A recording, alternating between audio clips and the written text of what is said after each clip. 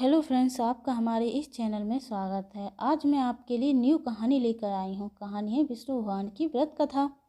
एक समय की बात है जब ऋषि मुनियों ने यह जानने का निर्णय लिया कि त्रिदेवों यानी ब्रह्मा, विष्णु और महेश में से सर्वश्रेष्ठ कौन है।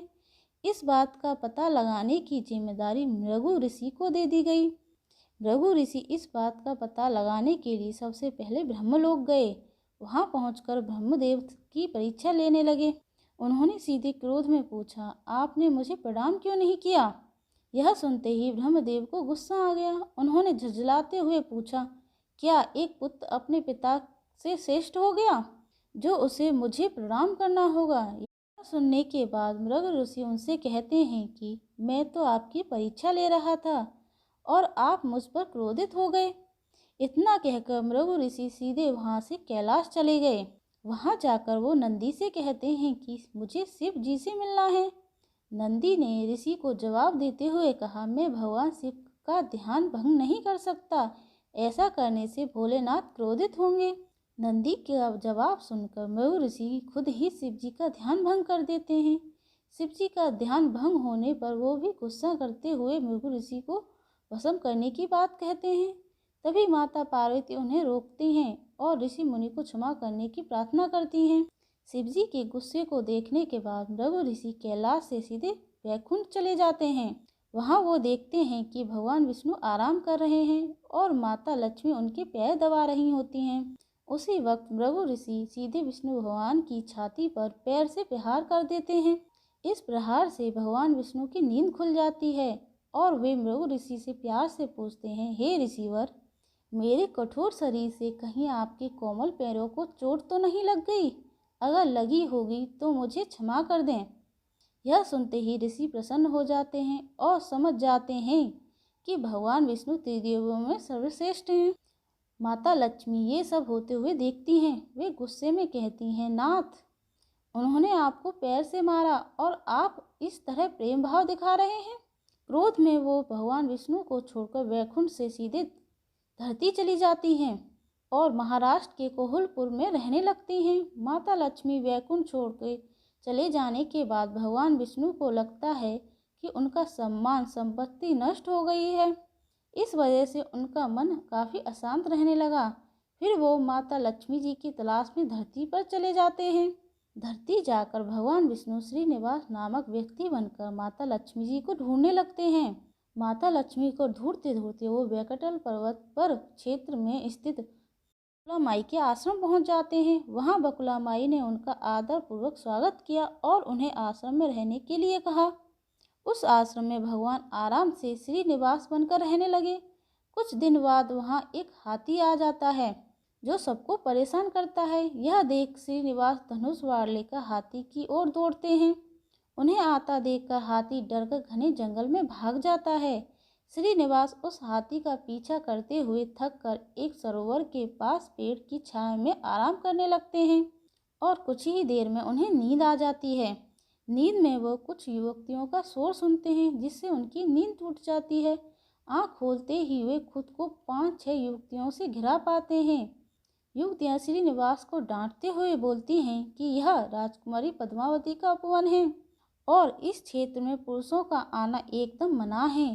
यहाँ तुम कैसे और किस लिए आए हो। श्रीनिवास जवाब दे ही रहे थे कि तभी उनकी नज़र वृक्ष के पीछे झांकती राजकुमारी पद्मावती पर पड़ी। वो उसे देखते ही रह गए। कुछ देर में वो युवतियों को बताते हैं कि मैं एक हाथी का पीछा करते हुए यहाँ पहुँचा हूँ। मुझे बिल्कुल भी पता नहीं था कि यहाँ पुरुषों का आना मना है। मुझे क्षमा कर दें। इतना कहकर बकुला माई के आश्रम लौट जाते हैं। आश्रम लौटने के बाद श्रीनिवास का मन किसी भी काम में नहीं लगता। एक दिन बकुला माई उनसे उनकी उदासी की वजह पूछती हैं। उदास होकर श्रीनिवास पद्मावती के बारे में उन्हें बताते हैं और कहते हैं कि बिना नहीं रह पाऊंगा। बकुला माई उन्हें कहती हैं कि ऐसा सपना न देखिए जो पूरा न हो सके। वह एक प्रतापी राजा चोल नरेश आकाश राज की बेटी हैं और आप एक आश्रम में रहने वाले कुल पुत्रहीन युवक हैं। कुछ देर बाद सोचने के बाद श्रीनिवास कहते हैं कि माँ, एक तरीका है, बस आप मेरा साथ देना होगा। बुकला माई श्रीनिवास का प्यार देखकर हाँ कह देती हैं। दूसरे दिन श्रीनिवास ज्योतिषी विद्या से निपुण औरत का भेष धारण कर राजा आकाश के नगर नारायणपुर में पहुँचे। उनकी विद्या की वजह से हर तरफ उनकी चर्चा होने लगती है। होते होते एक दिन राजा ने उन्हें अपनी बेटी पद्मावती का हाथ देखने के लिए कहा। श्रीनिवास को अपने महल बुलवाया।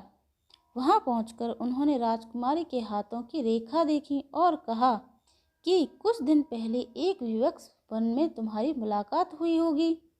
पद्मावती ने जवाब में हाँ कहा। महिला बने श्रीनिवास ने कहा कि उसी युवक से तुम्हारा विवाह होगा। तभी पद्मावती की माँ धारणा देवी उनसे पूछती हैं कि यह कैसे होगा। तब जोशी औरत कहती है कि यह इसके भाग्य में लिखा है और ग्रह कहते हैं कि एक औरत उसके लिए आपकी बेटी का रिश्ता मांगने आएगी। 2 दिन बीतने के बाद बुकला माई एक तपस्विनी बनकर राजमहल गईं और अपने युवा पुत्र के लिए पद्मावती के रिश्ते की बात की। तभी राजा आकाश बुकला माई को पहचान जाते हैं और उनसे पूछते हैं कि वह युवक कौन है। बुकला माई उन्हें श्रीनिवास के बारे में बताते हुए कहती हैं कि वह चंद्रवंश के जन्मा हुआ लड़का है जो मेरे आश्रम में रहता है और मुझे माँ मानता है। राजा उनकी बात सुनने के बाद बुकला माई से सोचने के लिए कुछ दिन मांगते हैं। फिर राजा ने अपने राज पुरोहित को बुलाकर इस बारे में चर्चा की। सब कुछ जानने के बाद राजपुरोहित जी ने श्रीनिवास के बारे में पता लगाने के लिए जुट जाते हैं। श्रीनिवास के बारे में अच्छे से पता कर वह राजा को कहते हैं कि महाराज, उसमें भगवान विष्णु के समान गुण हैं और आपकी पुत्री लक्ष्मी जैसी हैं। ऐसे में यह वर आपकी पुत्री के लिए सुयोग्य है। यह सुनकर राजा तुरंत बुकला माई के आश्रम में अपनी स्वीकृति के साथ विवाह की लगन पत्रिका भिजवा देते हैं। श्रीनिवास और बुकला माई को राजा की मंजूरी से जितनी खुशी हुई उतनी ही चिंता होने लगी। दोनों के मन में होता है कि उसके पास शादी कराने के लिए पर्याप्त धन नहीं है और न ही विवाह के बाद लड़की के रहने के लिए घर। तब बुकला माई श्रीनिवास को लेकर बरहा स्वामी के पास जाकर उन्हें श्रीनिवास की शादी के खर्चे के लिए धन की कमी की समस्या के बारे में बताती हैं। तब बरहा स्वामी 8 दिक्पाल का आह्वान करते हैं। तभी वहाँ ब्रह्मा, शंकर, इंद्र, कुबेर आदि देवता प्रकट हो जाते हैं।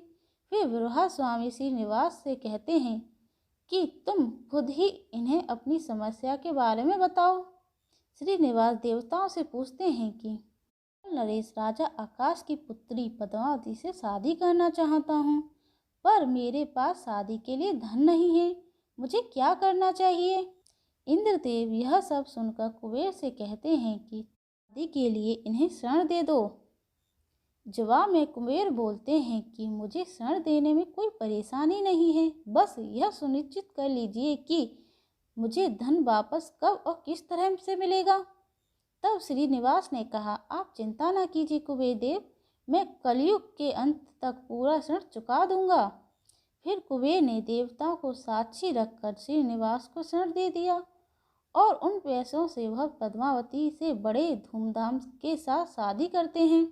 तभी उनकी शादी की सूचना लेकर नारद जी कोहलपुर पहुंच जाते हैं और माँ लक्ष्मी जी को सारी बात बता देते हैं। जैसे ही माता लक्ष्मी को पता चलता है कि विष्णु जी श्रीनिवास बनकर पद्मावती से शादी कर वेंकटाचल पर्वत पर रह रहे हैं तो वह उदास हो जाती हैं। कुछ ही देर में वो सीधे विष्णु भगवान से मिलने के लिए वेंकटाचल पर्वत पर पहुंच जाते हैं। वहां वो देखती हैं कि पद्मावती बड़े प्यार से श्रीनिवास की सेवा कर रही हैं। माँ लक्ष्मी से रहा नहीं जाता और वे उन्हें बुरा भला कहने लगती हैं। आखिर में वो पद्मावती को बताती हैं कि ये श्रीनिवास नहीं बल्कि मेरे पति विष्णु हैं, तुमने इनसे कैसे विवाह कर लिया। फिर माता लक्ष्मी और पद्मावती के बीच बहुत देर तक वाद विवाद होने लगता है। यह सब देखकर श्रीनिवास को बहुत दुख हुआ और वे वहाँ से थोड़ा पीछे हटकर एक पत्थर की मूर्ति बन जाते हैं। माता लक्ष्मी पद्मावती दोनों यह देखकर बहुत परेशान हो जाती हैं और कहती हैं कि अब श्रीनिवास किसी के नहीं रहे। तभी मूर्ति से आवाज़ आती है, हे देवियों, मैं हमेशा इस स्थान पर रहूँगा और मुझे लोग वेंकटेश्वर स्वामी के नाम से जानेंगे। मैं यहाँ रहकर अपने भक्तों की इच्छा पूरी करता रहूँगा। साथ ही मुझे चढ़ाए जाने वाले धन के माध्यम से कुबेर का कर्ज का वह ब्याज चुकाता रहूँगा। बस अब तुम दोनों झगड़ना बंद कर दो। इतना सुनने के बाद माता लक्ष्मी और पद्मावती उनसे क्षमा मांगती हैं।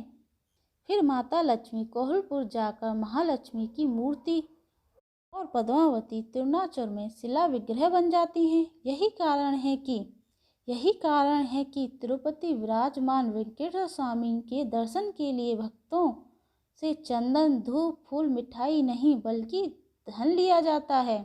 वेंकटेश्वर स्वामी जी की जय। ओम बृहस्पते नमः। विष्णु भगवान की कथा से हमें दो सीख मिलती हैं। पहली यह कि विनम्र भाव से ही व्यक्ति श्रेष्ठ कहलाता है। दूसरी यह कि क्रोध में आकर कोई भी फैसला नहीं लेना चाहिए। आपको मेरी कहानी अच्छी लगी हो तो प्लीज़ सब्सक्राइब। Thank you.